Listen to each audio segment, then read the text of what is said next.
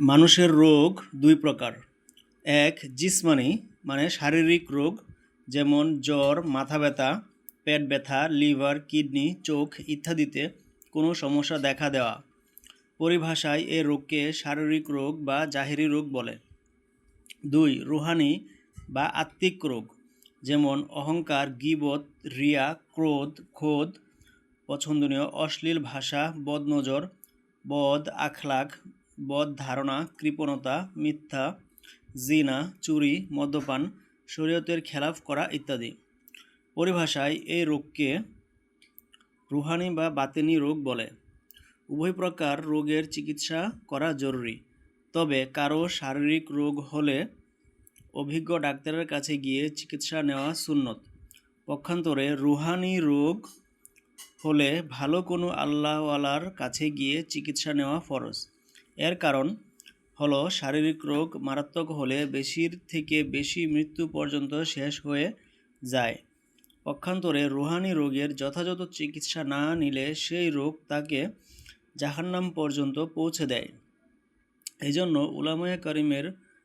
উলামায়ে কেরামের মতে রুহানি রোগের চিকিৎসা নেওয়া ফরজ।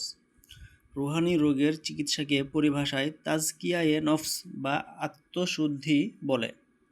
আর আত্মশুদ্ধি তথা রুহানি রোগের সর্বাধিক কার্যকর ঔষধ হচ্ছে অধিক পরিমাণে আল্লাহ পাকের জিকির। আল্লাহ পাকের জিকির অপেক্ষা অধিক শক্তিশালী আর কোনো ওষুধ নেই। কেননা যখন কোনো মানুষ অধিক পরিমাণে আল্লাহ পাকের জিকির করতে করতে তার কলব জারি করে ফেলে এবং জবানও সিক্ত তরতাজা হয়ে যায়, তখন সে আর কোনো গুনাহ করতে পারে না। যেমন কেউ আল্লাহ পাকের জিকির করবে অপরদিকে সে মিথ্যাও বলবে, তা হতে পারে না। অনুরূপভাবে কেউ জিকিরও করবে, সাথে সাথে গীবতও করবে, জিকির করবে আবার চুরিও করবে, জিকির করবে আবার জিনাও করবে, এমন হতে পারে না।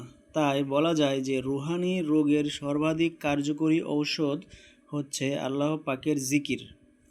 এই ঔষধের কথায় আজ থেকে 1500 বছর পূর্বে আমাদের প্রিয় নবী হজরত মুহাম্মদুর রাসূলুল্লাহ সাল্লাল্লাহু আলাইহি ওয়াসাল্লাম বলে দিয়েছেন, অর্থাৎ প্রতিটি বস্তু পরিষ্কার করার একটি যন্ত্র মেডিসিন বা ওষুধ আছে, যা আর কলব পরিষ্কার করার যন্ত্র।